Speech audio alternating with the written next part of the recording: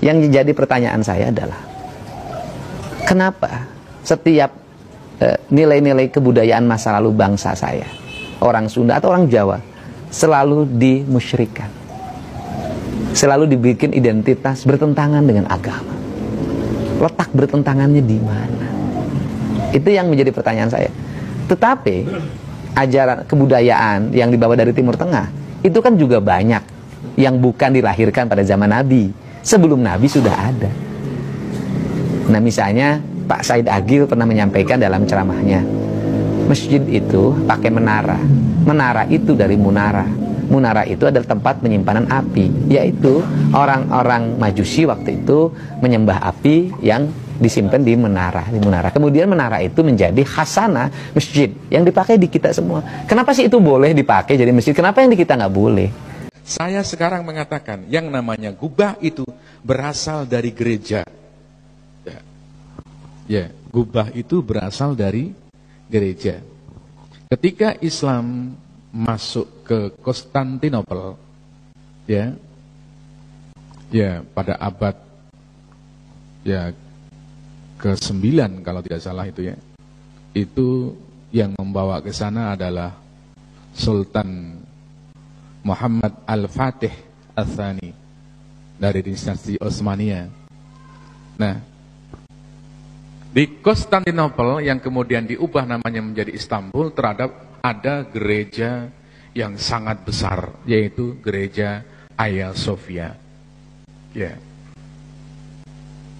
Gereja Hagia Sophia kemudian diubah fungsinya menjadi masjid. Ya. Sekarang udah jadi museum ya.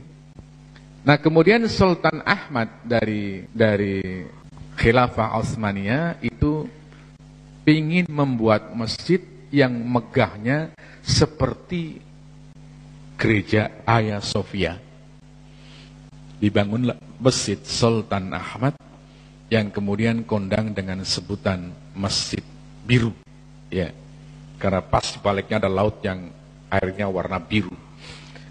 Nah, itu kemegahan itulah, ya, karena dari gereja kemudian ditiru bikin masjid, sementara Khilafah Utsmaniyah itu menguasai negara-negara Arab, akhirnya bentuk-bentuk ya gubah itu yang mengambil dari gereja Romawi Timur, ya, itu kemudian menyebar ke negara-negara Arab, ya, ke Mesir dan sebagainya.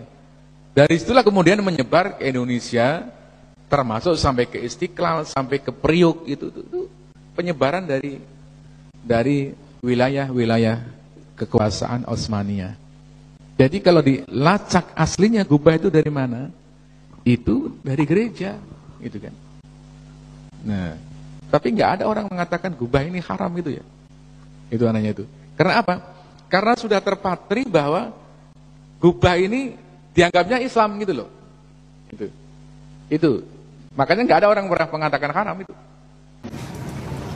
Nah, ini yang jadi pertanyaan kita gitu loh. Bagi saya nilai-nilai masa lalu itu penuh kearifan. Misalnya orang Sunda, silih asa, silih asi, silih asu, apa sih tidak arifnya? Ada kereta kencana, kemudian dikasih dikasih ratus, ya, dikasih bunga. Apa bedanya dengan bendera yang dihormat? Kan sama, diarak setahun sekali, orang nonton foto-foto. Apa bedanya dengan bendera yang dihormat? Kan sama aja. Apa benderanya sih dengan bendera ormas, bendera partai? Kan sama gitu loh. Itu kan simbolisasi saja. Ya, kalau itu nggak boleh, bendera ormas juga jangan dibela-bela dong. Kan ketika nama ormasnya dilecehkan orang lain kan ngamuk. Kan ketika nama partainya dilecehkan orang lain kan orang ngamuk juga. Kan artinya bahwa samalah semuanya juga masih menghormati simbolisasi gitu loh. Cuman beda. Ya cuman beda. Nah, itu problemnya apa? Misalnya kain pohon dikasih kain, terus problemnya apa?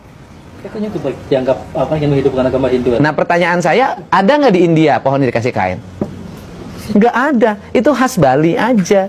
Bukan khas Hindu loh, khas Bali. Bali itu khasnya budaya Nusantara. Nah, kemudian menjadi pertanyaan saya, terus masalahnya apa? Bagus mana pohon dikasih kain dengan pohon dikasih paku?